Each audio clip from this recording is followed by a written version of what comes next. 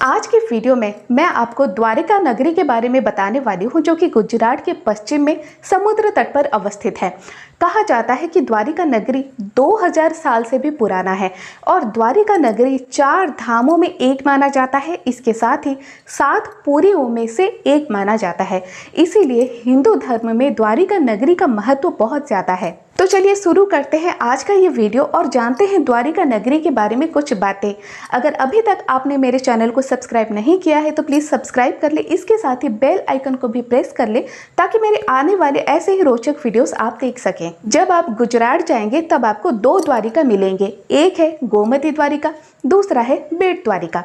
गोमती द्वारिका है 4 धामों में से एक और बेट द्वारिका है 7 पुरी में से एक पुरी। द्वारिका का प्राचीन नाम कुशस्थली है। मान्यताओं के अनुसार राजा रावटक ने द्वारिका के समुद्र में कुश बिछाकर यज्ञ किया था, इसीलिए इस स्थान का नाम कुशस्थली रह गया।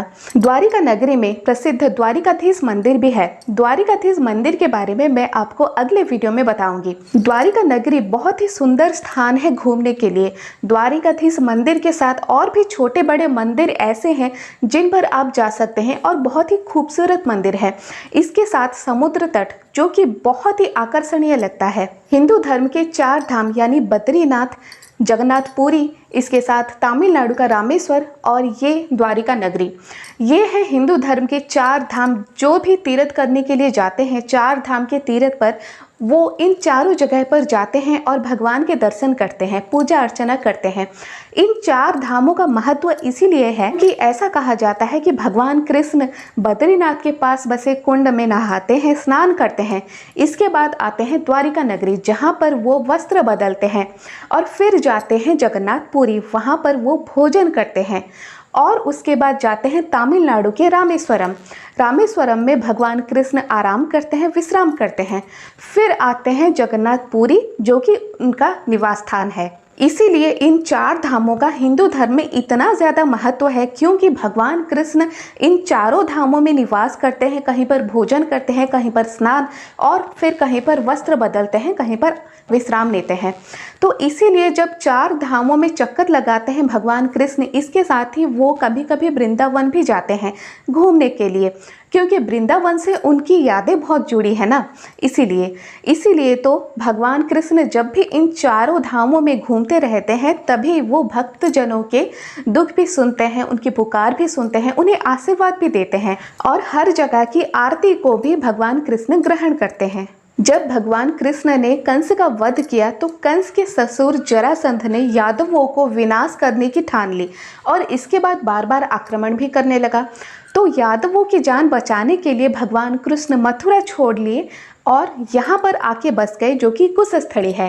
और कुशस्थली का नया नाम ही है द्वारिका, जो कि प्राचीन कुशस्थली है। कुशस्थली में आकर बसने के बाद और यहाँ के राजा होने के बाद करीबन 36 साल तक भगवान कृष्ण ने यहाँ के यादवों पर राज किया। इसके बाद उनका देहावसान हो गया। लेकिन सवाल ये है कि अगर भगवान कृष्ण ने स्वयं कुशस्थली को बसाया था, द्वारिका नगरी को बसाया था, तो द्वारिका नगरी समुद्र में डूब क्यों गई? वैज्ञानिकों के अनुसार जब हिम युग खत्म हुआ तब समुद्र का जल अपने आप बढ़ने लगा और जब समुद्र का जल अपने आप बढ़ने लगा तब समुद्र के तट पर मौजूद शहर, नगर, ये सब डूबने लगे।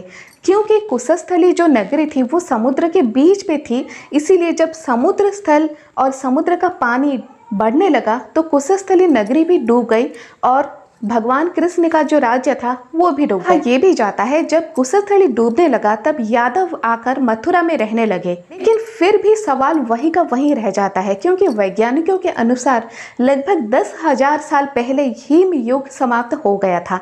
लेकिन अभी का जो द्वारिका नगर है उसे केवल 5,000 साल से कुछ ही ज़्यादा हुआ है। तो फिर 10,000 साल पहले जो कुशस्थली था वो कहाँ से आया? और अगर अभी का जो द्वारिका नगर है वो सिर्फ 5,000 साल पहले ही बना है तो फिर ये कहाँ से आया? वैज्ञानिकों की थ्योरी में कितनी सच्चाई है ये कोई नहीं जानता, लेकिन सच बात यह है कि द्वारिका नगरी भगवान कृष्ण की नगरी है और भगवान कृष्ण की लीला को आज तक कोई भी नहीं समझ पाया तो वैज्ञानिक कैसे समझेंगे। इसीलिए अच्छा यही है कि हम भगवान कृष्ण की लीला को ना समझकर बस उनकी भक्ति ही करें और उनके चरणों में अपना आत्मसमर्पण कर दें। द्वारिका का मतलब है भेंट द्वारिका, क्योंकि गुजराती में भेंट को बेट कहा जाता है, इसीलिए इस स्थान का नाम बेट द्वारिका पड़ा। और बेट द्वारिका क्यों पड़ा? इसीलिए क्योंकि कहा जाता है कि सुदामा को भगवान कृष्ण ने यहीं पर भेंट दिया था, इसीलिए इस स्थान का नाम भेंट द्वारिका या बेट द्वारिका पड़ा। बेट द्वारिका एक द्वीप है जो कि समुद्र तट से कुछ ही दूरी पर है और बेट द्वारिका में समुद्र तट बहुत ही साफ सुथरा और बहुत ही सुंदर है, आकर्षणीय है। अगर आप वहां पर कैंपिंग करना चाहते हैं, पिकनिक मनाना चाहते हैं या फिर स्कूबा डाइविंग करना चाहते हैं तो बेट द्वारिका आपके लिए बेस्ट ऑप्शन है। और बेट द्वारिका में आपको डॉल्फिन्स भी नजर आएंगे जो कि बहुत ही सुंदर लगते हैं और यहाँ का समुद्र भी आप देखते ही रह जाएंगे। जब आप तट पर खड़े होकर बेट द्वारिका के समुद्र को देखेंगे तब आपको बहुत ही सुंदर नज़ारा देखने को मिलेगा। द्वारिका नगरी सिर्फ द्वारिकाधीश मंदिर के लिए ही प्रसिद्ध नहीं है, हिंदू धर्म के 4 धामों के लिए ही प्रसिद्ध नहीं है, बल्कि इसकी सुंदर जगहों के लिए भी प्रसिद्ध है और इसके आकर्षणीय सीन्स के लिए भी बहुत ज़्यादा प्रसिद्ध है। इसीलिए तो देश से और दुनिया भर से लाखों पर्यटक आते हैं द्वारिका नगरी घूमने के लिए। तो दोस्तों, ये थी कुछ जानकारी द्वारिका नगरी के बारे में। आशा करती हूँ आज का ये वीडियो आपको पसंद आया होगा। अगर ज़रा भी पसंद आया एक लाइक ज़रूर कर दें, शेयर करें अपने दोस्तों के साथ।